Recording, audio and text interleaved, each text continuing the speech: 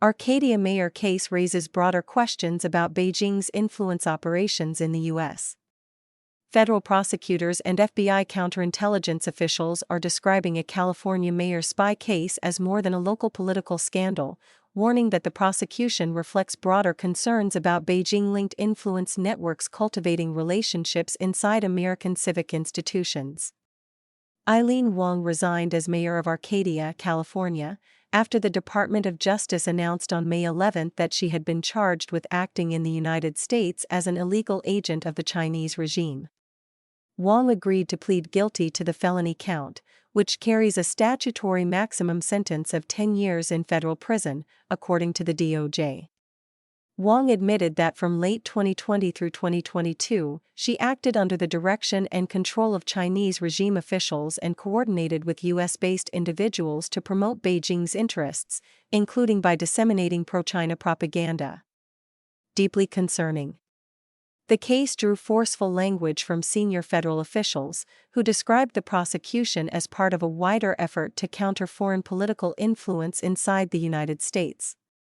Individuals in our country who covertly do the bidding of foreign governments undermine our democracy, First Assistant U.S. Attorney Bill Asaley said in the DOJ announcement. He described the plea agreement as the latest success in our determination to defend the homeland against China's efforts to corrupt our institutions. Assistant Attorney General for National Security John A. Eisenberg said it was deeply concerning that someone who had previously received and executed directives from Chinese officials later occupied a position of public trust without disclosing the foreign government relationship. Roman Rosavsky, Assistant Director of the FBI's Counterintelligence and Espionage Division, said Wong secretly served the interests of the Chinese government and warned that people acting on behalf of foreign governments to influence American democracy would be identified and prosecuted. Patrick Grandy, Assistant Director in charge of the FBI's Los Angeles field office, said Americans should be alarmed to learn an elected official was brazenly spreading propaganda on behalf of the Chinese government.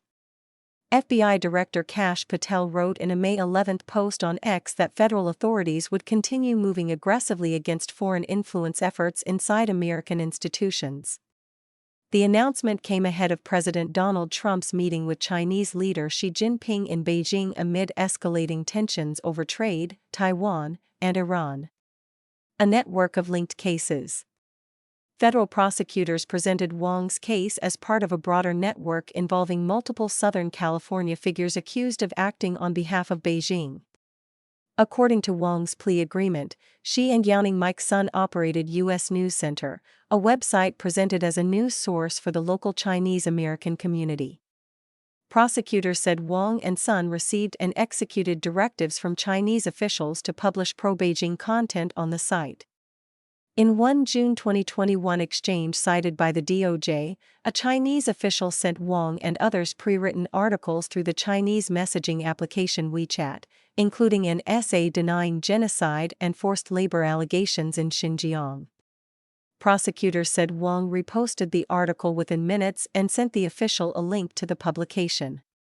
In another exchange described by prosecutors, Wong edited an article at a Chinese official's request and later sent a screenshot showing the article had received more than 15,000 views. The official replied "Great," and Wong responded, "Thank you, leader."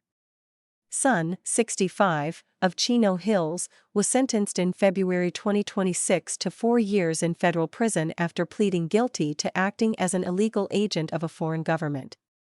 According to DOJ court filings, Sun drafted a February 2023 report for Chinese officials in which he wrote that he had orchestrated and organized a team to help elect Wong to the Arcadia City Council and described her as a new political star.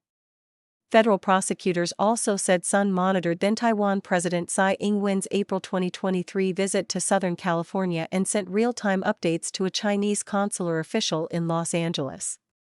The Justice Department further linked Sun to John Shen, also known as Chen Jun, who pleaded guilty in New York to acting as an illegal Chinese agent and conspiring to bribe a public official. Chen was sentenced in November 2024 to 20 months in federal prison.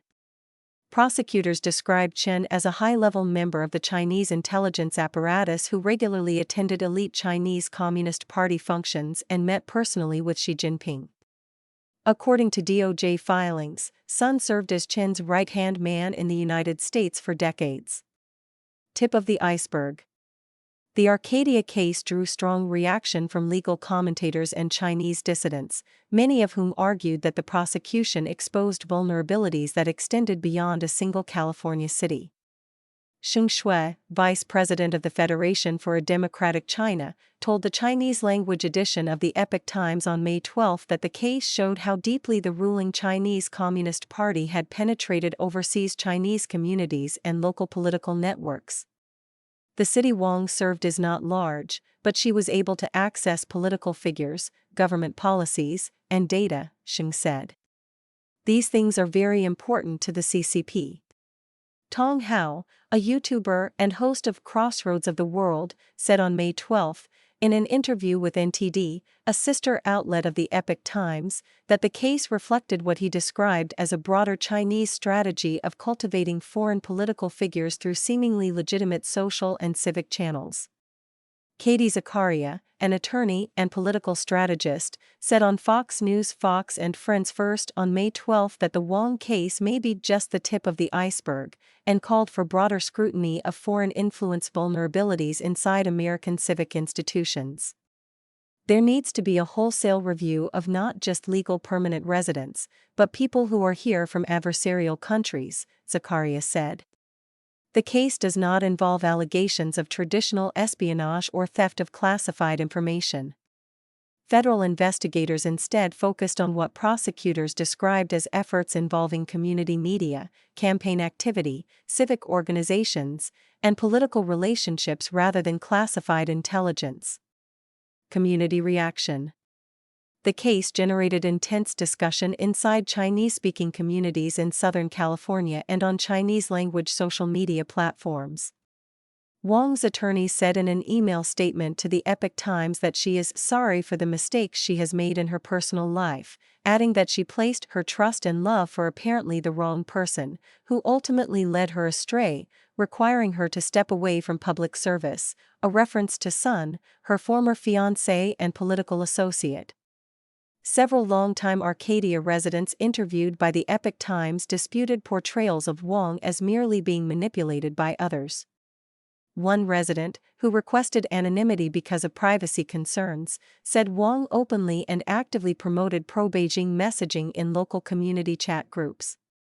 The resident also provided screenshots that Wang had circulated of a certificate showing she attended a short-term training program at a CCP school, and continued sharing articles from U.S. News Center after taking office on the Arcadia City Council in late 2022.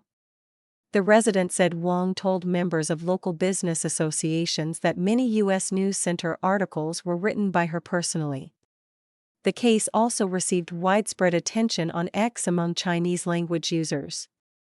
Vivian Wu, a former BBC Hong Kong bureau chief and founder of Dashing Media, wrote in a May 12 post on X that the court filings appeared to show Wang personally handled many operational aspects of the alleged propaganda effort, including reposting articles, distributing links, and reporting traffic data back to Chinese officials. Wu focused particularly on Wang's response, "Thank you, leader," to a Chinese official cited in the DOJ filing. Wu said that the phrase suggested that an elected American local official was reporting back to a foreign official rather than to voters.